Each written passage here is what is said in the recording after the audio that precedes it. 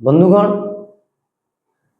आमर international relation तो the current affair segment रे आज आम आलोचना करिबा जहाँकि समग्र विश्व रे एक महत्वपूर्ण प्रसंग भाव में वर्तमान समय रे पहुंची किपरि भाव रे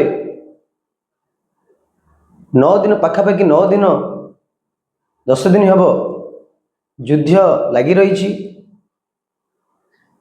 अमेरिका इस्राएल एवं ईरान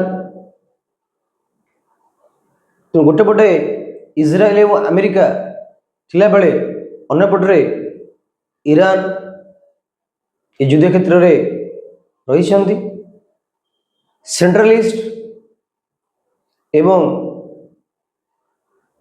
वेस्ट एशिया प्रमुख भाव में एक युद्धर विभीषिका मध्य अतिक्रम करुछि। सद्यतम सूचना अनुसार अमेरिका B-52 जो विमान बोमावर्षणकारी विमान ता इंग्लैंड एयरबेस रे पहुँचलानी। तो किपरि भाव में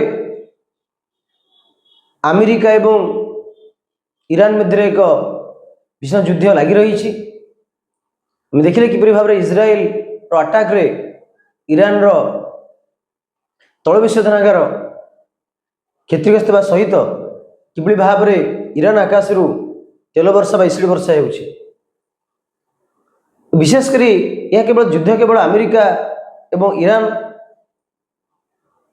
मध्य हो नहीं यार प्रभाव केवल ये दुई देश पर तीनोटी देश पर पड़े ताहा नुहे समग्र विश्व पर प्रभाव पड़ुछि।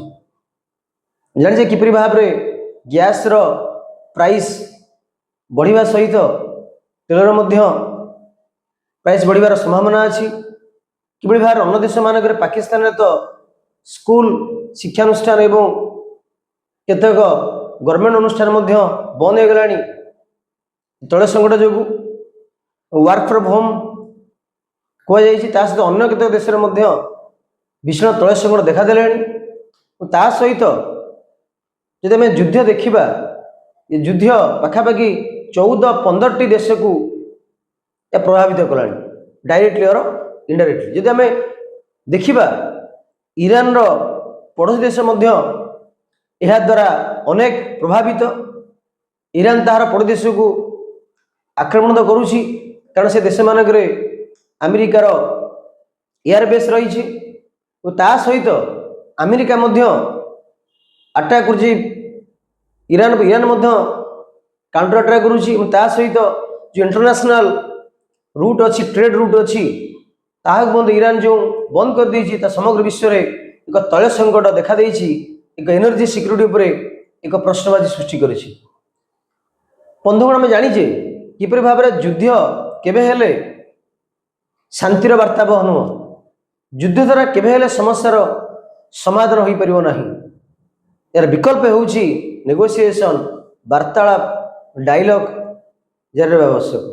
किंतु मध्य प्राच्य जो घटना घटुची ता समग्र विश्व को सूचे दूसरी जे मनुष्य किभली भाव में असह्य होई मनुष्य किभली भाव में निजर जीत पूर्ण पई पारस्परिक युद्ध रे अवतीर्ण होउछन्ति। तेणु निश्चित भाव में जान दरकार कि ये युद्ध मानव जाति को दिने ध्वंस कर जो भाव में अस्त्र युद्ध में प्रयोग करा जाउछि निश्चित भाव में ता विश्व को एक ध्वंसमूलक समय नहीं जाउछि।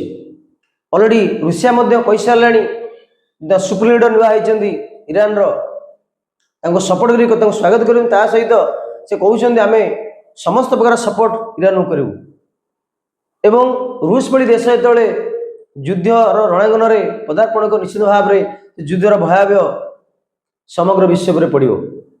गोटे पटे इस्राएल एवं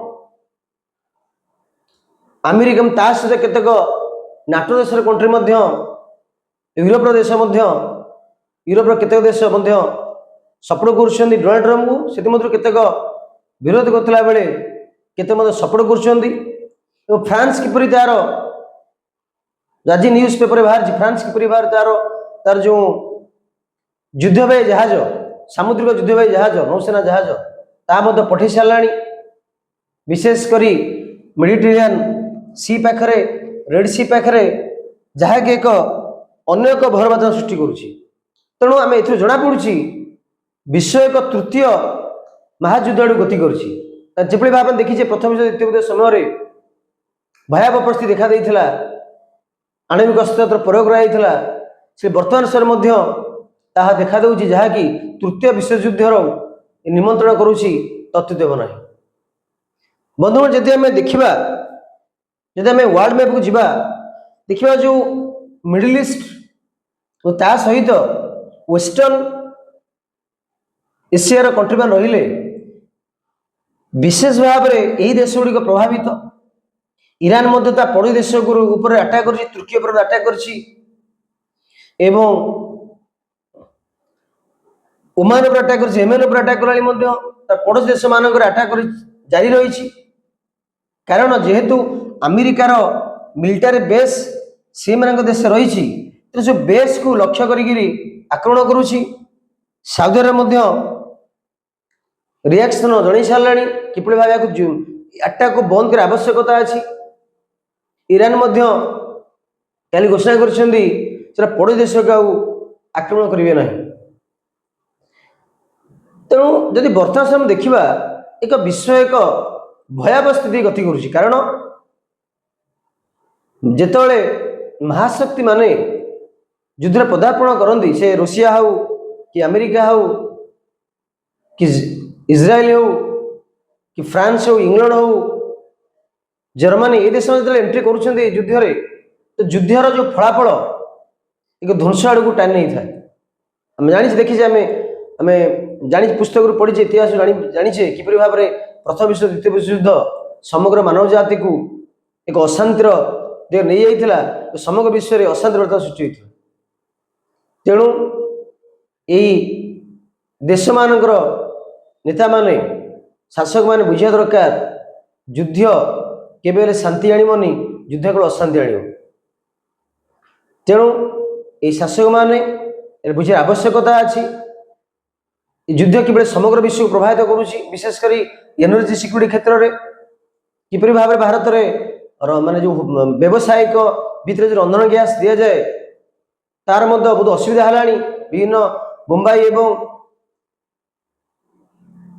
विभिन्न गुरुत्वपूर्ण सहर मानक होटेल रेस्टोरेंट बंद कर सारे कारण गैस मिलूनी। सहित किपरि आज गवर्नमेंट अनाउंसमेंट करिछि रंधन गैस जो 25 दिन पर आप आउ गोटे गैस बुकिंग करेंगे। तो यहीपरि भाव में एक समस्या दे विश्व गति करुच्ची। जो समस्या सब समाधान हो पार युद्ध बंद है। युद्ध बंद होबार आवश्यकता अच्छी। देखा जाऊ युद्ध केते दिन जारी रोचे कारण ईरान ता जिद अटल एवं अमेरिका इज्राएल जिद अटल रोच जहाँद्वारा कि विश्वर अशांति देखा दौची।